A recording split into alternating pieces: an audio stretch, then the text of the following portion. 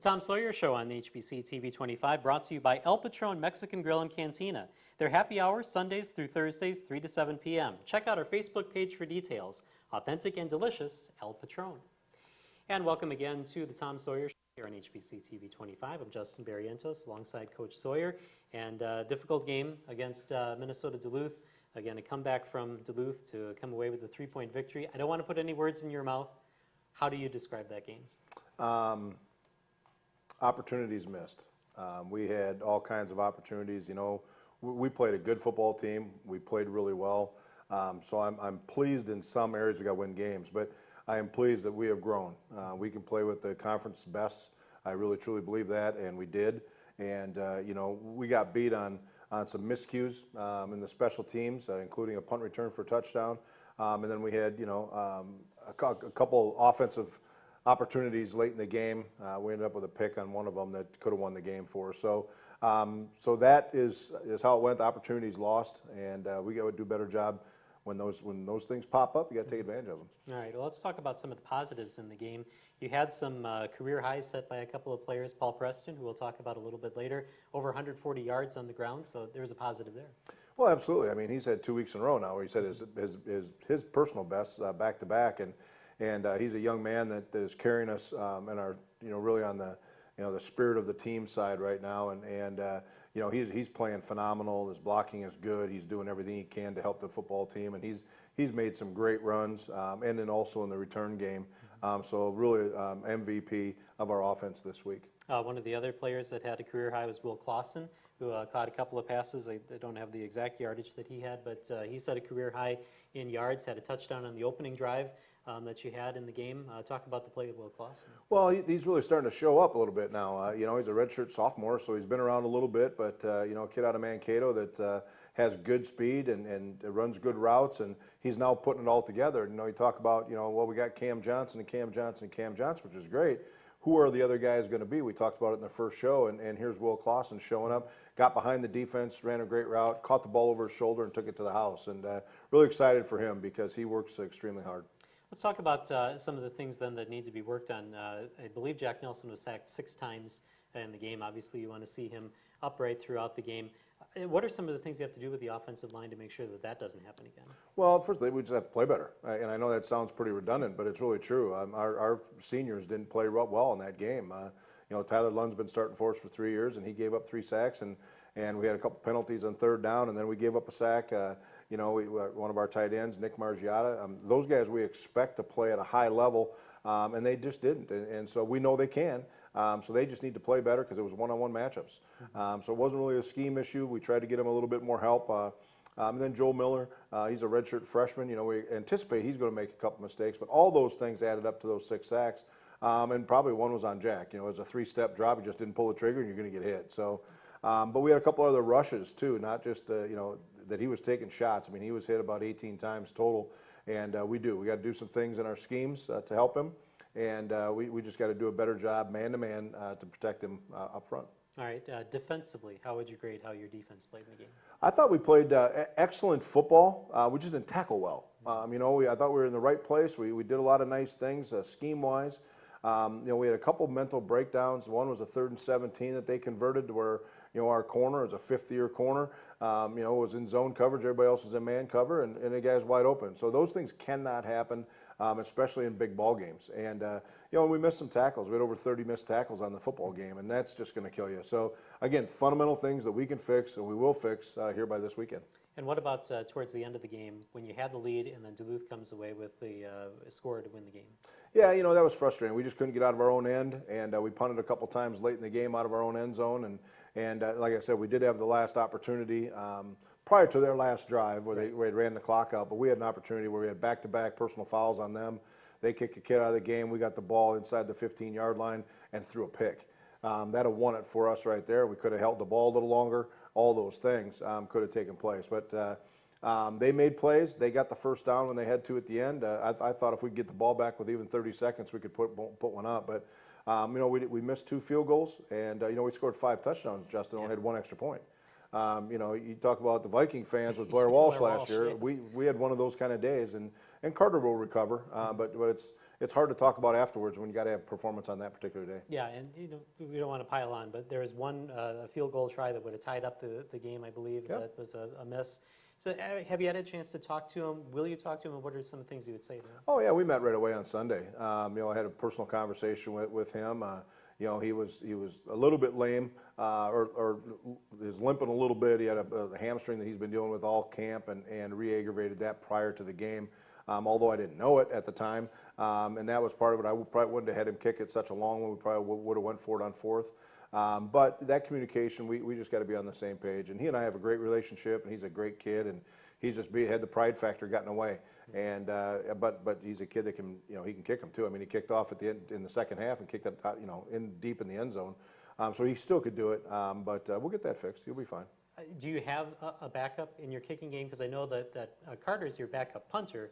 When Michael Russell couldn't go out there, you decided to replace him. Is there a backup kicker? Yeah, there is. Mike Russell would do it on the road. I still felt comfortable with Carter. I'd put him out there right now for another 50-yarder. I mean, he's that good. And we just got to get him back into the right swing. It's like putting. It could be a problem. But he'll be fine. So Mike Russell is our backup kicker. But when we're at home, I also have a freshman kid that kicks for us too, is doing a nice job. So if we're at home, I may burn the shirt if something happens with Carter, but I surely don't want to do that as well because he's the best kicker in the league. We just got to get him going. All right, so lost to Duluth. They come back home against Northern State this week. We'll talk about that a little bit later. When we come back here on the Tom Sawyer Show, we'll focus on offense. Paul Preston will join us right after this.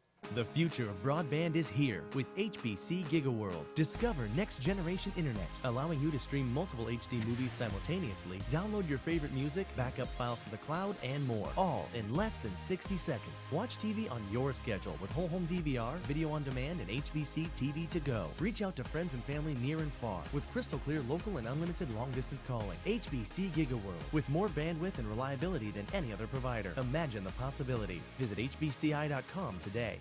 Football night on HBC is back. When it comes to high school football, no one has you covered like HBC. Join HBC 25 Sports this fall as we travel to local high school football stadiums to bring you our game of the week. And now it's brought to you in crystal clear HD. To see the full schedule of games, log on to hbci.com/sports. Catch all your local high school football action right here on HBC. Brought to you by Lewiston Auto. HBC Sports, your home for high school football. Turn your friends into GigaFriends with HBC and earn up to $50 on each qualifying referral. Up to $50. That's right. More input, please. When HBC customers refer their friends to sign up for HBC services, they can earn up to $50. If they get 2 friends to sign up for services, That would be $100. That's right. Pretty quick with the math there. Affirmative. We are robots. Math is kind of our thing. Never would have guessed. Grab some Giga Friends and start saving today. The most exciting, game-defining yards in football. It's NFL Red Zone from NFL Network. Magnificent! Get every touchdown from every game, every Sunday afternoon. And football doesn't stop. We're covering it like crazy. On NFL Network, it goes all week. We got a lot of football. Don't you go away. Get NFL Red Zone from NFL Network today. The Tom Sawyer Show on HBC TV 25 brought to you by El Patron Mexican Grill and Cantina. They have the best Mexican food in town. Authentic and delicious El Patron. Welcome back now to the Tom Sawyer Show. And Coach, you have some offense to talk about today. Yeah, Paul Preston's here today. Paul, thanks for being here. Thanks for having me. You've done this before a couple times, but it's always Yes, great to have you back. And like we said, we got the Illinois connection here today. Yes. But first of all, Paul, back-to-back games, personal bests as a running back for the Warriors. How has that been for you and as the season's gotten started for that offense? It's been awesome. I couldn't ask for any more from the O-linemen. They're doing a great job, paving the way, making huge holes. So it's been nice going early on. Now we just got to keep going into Northern State. They have a tough defense coming in, so just keep doing what we're doing. Going back to that, offensively, we talked about opportunities at the beginning of the show, and what are your thoughts about the opportunities that our offense ahead that we just couldn't punch it in when we had to? But what was going through your mind? Yeah, we have definitely had some missed opportunities against Duluth. I thought we played very well, in the first half. We were moving the ball, but like I said, missed opportunities in the second half.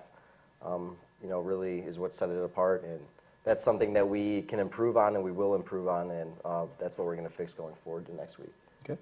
What are some of the ways that you improve on that? I mean, what do you do in practice to maybe overcome some of the things that have happened earlier in the season? It's just little things. For example, certain pass protections that weren't getting picked up, or maybe certain routes that weren't being run correctly. Just small things like that that can be fixed through the watch of tape or just some coaching up. All right. We talked a little bit about the connection that you have with Eric Berth and just the difference in styles in running. He's more straight ahead, and you're more kind of like a scatterback all around. What does that mean to the offense to be able to have that kind of difference in the two running backs and throw the defenses off? It's nice. You see a lot of those 1-2 punches around college football, the NFL, everywhere now. So it's nice to have one guy that can get out in space and move a little, and the other guy who can kind of pound the ball forward. So I think that's what we have here. Eric's 240 pounds. 250 maybe, who knows? We like to give him some stuff about that, but he's great when when we ask him to move the ball forward and pound the ball in the tight spaces, he could do that for us. So it's awesome. Paul, we talk about being explosive, and we've had a lot of explosive plays, and we had another one the other day where you took one to the house from quite a ways out. When you're handling the football, and all of a sudden you see that hole, and you can see the end zone, what goes through your mind at that point? I just try and take the fastest way there. If there's a guy in the way, you just got to make him miss, and usually it's pretty natural for me. I'm not really thinking about it. Body just starts doing things, and I usually try and get there. So. Yeah, well, I've been coaching here for 5 years, and I'm still not quite sure what you're doing. But, we have Andrew Spencer is here with us today, and you guys are also back on that kickoff return, and that's been very, very good so far. Talk to us a little bit about what's going on with you guys in that return game. Yeah, we're doing well. I think we averaged around, I think it was like 30 a return last game, so had a good return game. They were squibbing it a lot and doing a lot of, bouncing kicks. So. But for the most part, Andrew almost broke one out. Jake Blue had a nice return. So in the return game, I thought we had a strong presence there at Duluth. Excellent. One of the things that you always hear about kick returners is that you have to have a different frame of mind, maybe even be a little crazy to be a kick returner because you're going to take a lot of big hits and that sort of thing. How do you approach kick return? I don't think kick return is as bad as maybe punt return. I don't know how Jake does that because you're looking at the ball and there's guys flying down at you. But kick return, you have more time to get set up and kind of read where you're going. So for me, I don't think it's too bad. All right, I got a question about your legacy at Winona State. When you came into college football, what kind of expectations did you have? Right now, according to the math that I have, which admittedly is not good all the time, 2,200 yards in your career, which puts you 8th all-time on the rushing list at Winona State. What were your expectations coming in? I've always wanted to, be the best. That's how I feel like everyone should approach when coming in. You always want to be the best. I wanted to win, and that's obviously the most important thing is just to win, be on a winning team, and that's really what I'm striving for this year is to end the season on the right note, and my senior year on the right note, and get this Warrior team back on the map and with a winning season. So. Last question I have, Paul, is, we can get back on the map. We can look at, you're looking at the schedule, and here we got another good football team, but they're coming into Maxwell Field. Yes, sir. This is our home, and we got to protect that. And what do you think the mentality is right now going into this kind of a game when it's a must-win for us right now and gives us a chance to go into the South maybe with just one loss? There's no doubt in my mind that every player on this team is ready. We had a meeting after last game as players and just, really talked about what we have going forward and what we can do and what we believe we can do. And like I said, there's no doubt in any of our minds that we're going to be strong moving forward. All right. What's your last question here for me then is what's your preparation for game day?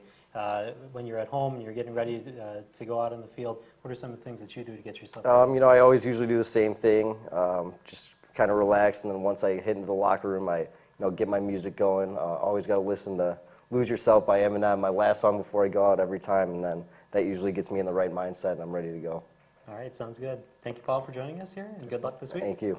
We're going to take a break here on the Tom Sawyer Show. When we come back, Andrew Spencer will join us right after this. HBC GigaWorld is fiber optic, which means it's the fastest internet available.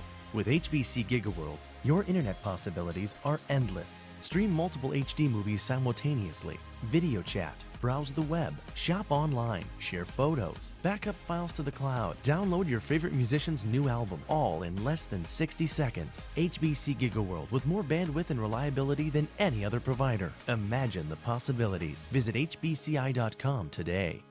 Anything can happen on Thursday. America was born on a Thursday. So was Odell Beckham Jr. and that Pac-Man guy. The Model T was launched, the first text was sent, and Broadway Joe guaranteed an upset. All on a Thursday. Thursday, Thursday, Thursday. Oh, and this happened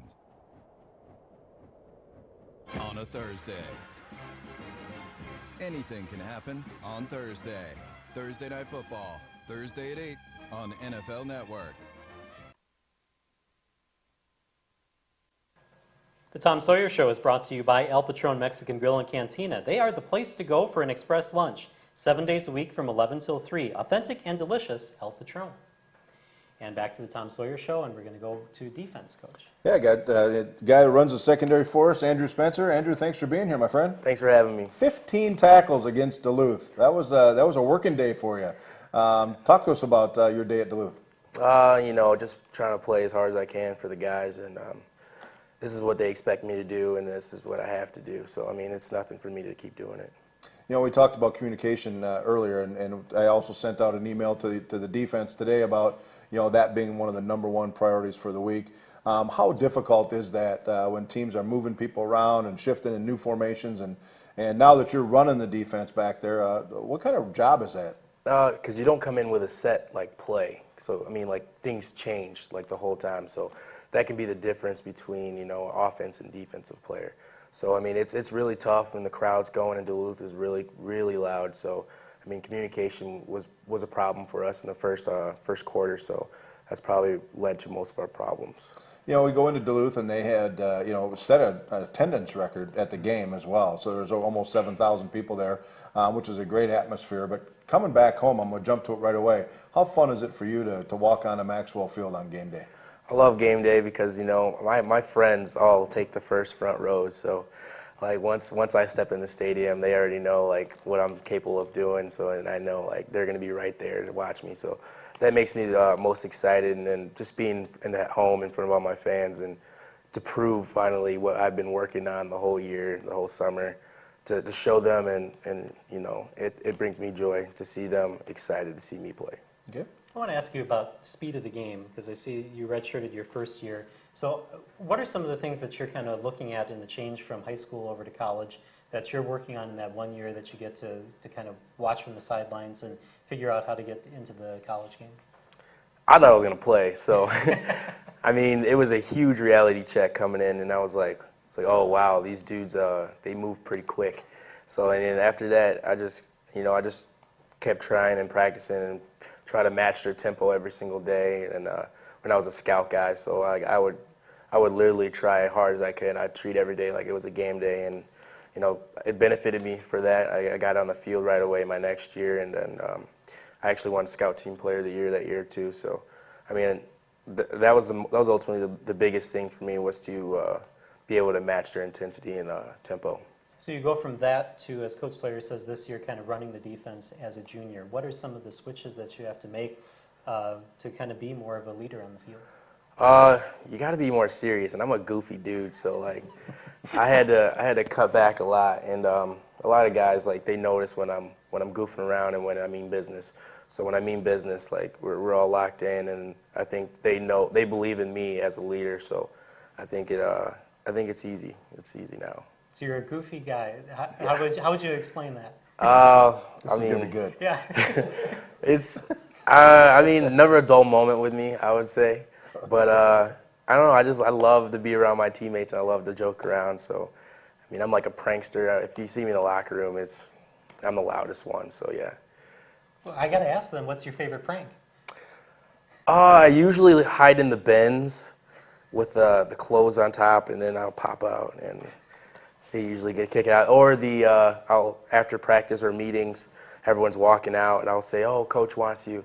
So then they have to walk all the way back down and all the way around to go see what Coach wants, and Coach doesn't even want them. So those are a couple of things that I do. So yeah, they get annoyed of it, but they love it. So. I want to talk just briefly, Andrew, about the connection to the boys in blue back home. And what I'm talking about is the guys from your high school. Sean Hertz, we had Dyrell Clark, we have Justin Bergeron, we have Jake Blue. Being a guy from that town now, and we've had a couple more of them too. And but that connection, when you get that going, how important is that to try to keep that going in the recruiting? It's almost like it has to happen, you know. Jake Blue coming in and then his impact, where he's making plays, it makes me proud. And then for me to walk him in the end zone for his first ever touchdown was actually probably one of the highlights of my career, to see him do that.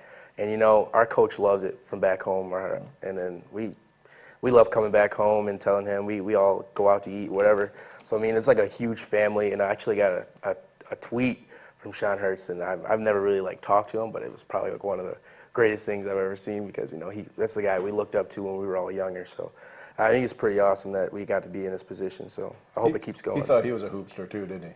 He was a hoopster. He was a hoopster. He was a hoopster. I know when we were recruiting him, we dumped in 40 one night. So yeah, last thing I pretty got, good. Andrew, is going ahead. Now I've got a team that's going to run the football at us a little bit more than throw it.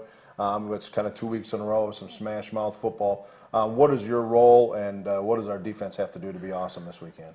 Communicate, and then just play our hearts out. We got to bring it first. We got to bring it early.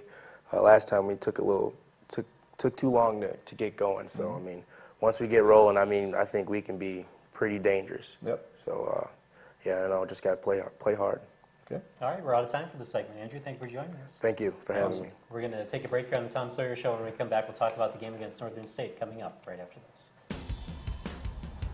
It's a new day, and there are things you need to know. Football things. Know where he's at, because he will knock your block off. Fantasy football things. His top 10 upside, there I said it. Non-football things. I plugged Harry Potter. I've talked about Game of Thrones. Bring it back to sports. And things on your mind. Tweet them to us at GMFB. Good Morning Football. Monday through Friday at 7, only on NFL Network. Football night on HBC is back. When it comes to high school football, no one has you covered like HBC. Join HBC 25 Sports this fall as we travel to local high school football stadiums to bring you our game of the week. And now it's brought to you in crystal clear HD. To see the full schedule of games, log on to hbci.com/sports. Catch all your local high school football action right here on HBC. Brought to you by Lewiston Auto. HBC Sports, your home for high school football. The future of broadband is here with HBC GigaWorld. Discover next-generation internet, allowing you to stream multiple HD movies simultaneously, download your favorite music, backup files to the cloud, and more, all in less than 60 seconds. Watch TV on your schedule with whole home DVR, video on demand, and HBC TV to go. Reach out to friends and family near and far with crystal clear local and unlimited long-distance calling. HBC GigaWorld, with more bandwidth and reliability than any other provider. Imagine the possibilities. The Tom Sawyer Show on HBC TV 25, brought to you by El Patron Mexican Grill and Cantina. Their happy hour, Sundays through Thursdays, 3 to 7 p.m. Check out our Facebook page for details. Authentic and delicious El Patron. And back to wrap up the Tom Sawyer Show for this week, we're talking Paul Preston and Andrew Spencer. Kind of fun guys, you know, we heard one was a goofy guy, and Paul was kind of stifling his laughter over there. What's it like to have that kind of player on your team to kind of loosen up everybody? You need to have them. You know, we got quite a few of them, and you want those guys to be authentic. You want them to be their own person. And like he said, now everybody understands that he's also can have the other side, which is a serious side. Yeah, Paul and I have been going back and forth. Of course, I've been coaching running backs all the time that he's here, and he's getting kind of the best of me now, so I got to work on my game. But you know, that makes it enjoyable as a coach and part of your program where you have a little bit of looseness. Then you can tighten the screws down when you need to. But both those kids are a demonstration of all of our kids.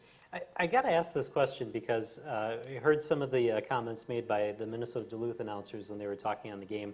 And Paul Preston now as a senior, have people kind of gotten over his height? Have they kind of taken him seriously now as a running back? I mean, obviously he's had really good years the past couple of years. Oh, he's very well respected. And you know where you see it, Justin, is when you're going through the line at the end of the game, how many people come over to him and say, man, you're amazing. I was walking actually with him, you know, the Crookston game, I was side by side with him, and almost to a man they came over and said, man, it's been fun watching you. It's been awesome. You're amazing. I mean, those things coming from your opponents is really, you know, really qualifies, you know, that you're a star in our league. And I think that everybody treats him that way, and I'm really proud of him for that. All right, let's talk a little bit more about one of the other stars, which is Jack Nelson. We seem to talk about him every week. Another 300-yard game this week, but as you said, he kind of got banged up. He got hit an awful lot. What's his mindset coming into the game against Northern Oh, State? he's ready to go. I mean, he's ready to go. He knows we'll fix it. He knows that his job is to not to complain, it's to go out and run our offense. And there's a couple things that he could have done to help himself out. But a lot of times he's a tough guy, so he's out there just going, you know what, I will.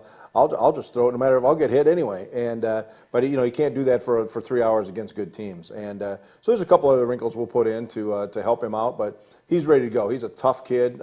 He's when you talk to him, he's not much of a rah-rah guy, but he beats you with his arm. And we got to get him protected. And he can throw it on anybody. All right, Northern State is coming up. It's a 1 p.m. game on Saturday. We'll have that here on TV 25.